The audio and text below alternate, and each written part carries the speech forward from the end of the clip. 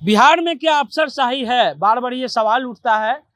Speaker याद कीजिए विजय सिन्हा को, कहते हैं कि मेरा बात तो दरोगा एक नहीं सुनता है।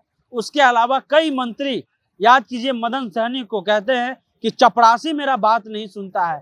याद कीजिए हर एक नेता को, विधायक को, जो कहते हैं कि हम लोग को पावर है, सब काम तो अफसर कर रहे हैं।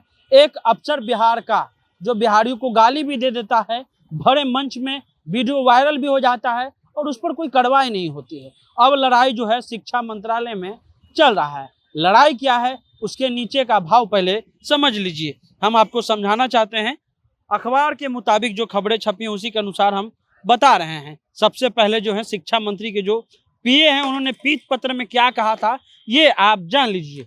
मीडिया में विभाग की नकारात्मक छवि पर चिंता।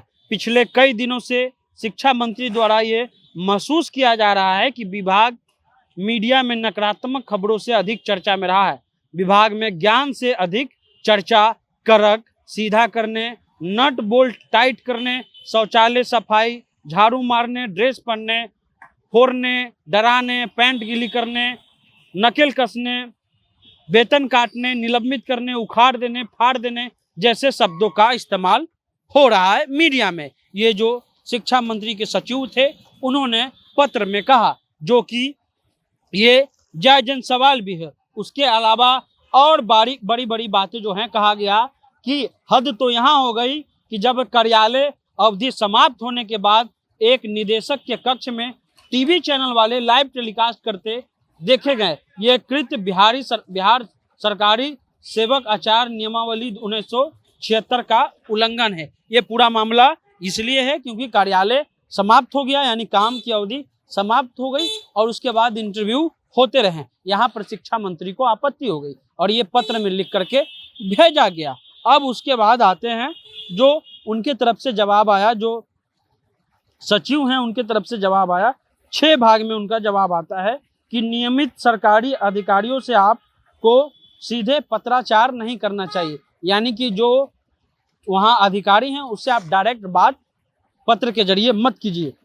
व्यर्थ पत्र लिख करके विभाग का समय बर्बाद नहीं कीजिए। उसके अलावा यहाँ तक कह दिया गया कि सेवा लौटाने और विभाग में प्रवेश करने पर रोक, यानी कि जो आप्त सचिव हैं शिक्षा मंत्री के, उनके एंट्री पर ही रोक लगा दी गई। लेकिन इस लड़ाइयों से इतर के पाठक के बारे में और कई कहानियां हैं जो आपको देखने को और सुनने को मिलेगी। वही के पाठक हैं जिन्होंने बड़े मन से बिहारियों को गाली दिया था। ये बिहार में ही हो सकता है कि आप बिहारियों को गाली भी दीजिए और बिहार के बच्चों के लिए और शिक्षक पॉलिसी या कोई भी पॉलिसी बनाने के लिए आप अधिकृत भी हैं। ये पूरा मामला चल रहा है। अब शिक्षा मंत्री और के पाठक में लड़ाई हो रही है। दोनों लोग मुख्यमंत्री के पास गए हैं, हल करने की कोशिश की गई है। सुबह सुबह शिक्षा मंत्री लालू यादव से मिले, लेकिन अब समझिए कि बिहार के शिक्षा व्यवस्था पर हम लोग आते हैं।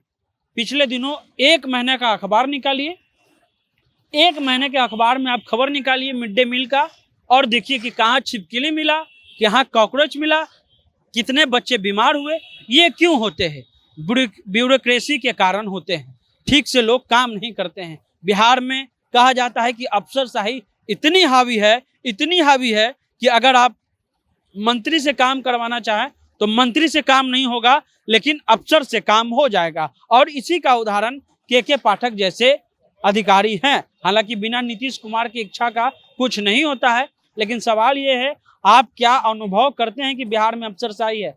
क्या सही में जो सीईओ हैं, बीडीओ हैं, एसडीएम हैं, थानेदार हैं, दरोगा हैं या सरकारी विभाग में, शिक्षा विभाग में, किसी भी विभाग में जो अधिकारी हैं, क्या उनका मनोबल ज़्यादा हाई नहीं है? क्या वो जो आम लोग हैं उससे आराम से बात करते हैं, आसान भाषा में बात करते हैं, इज्जत से बात करते हैं? आप ये अनुभव खुद बताइए कि बिहार में अफसरशाही है कि नहीं।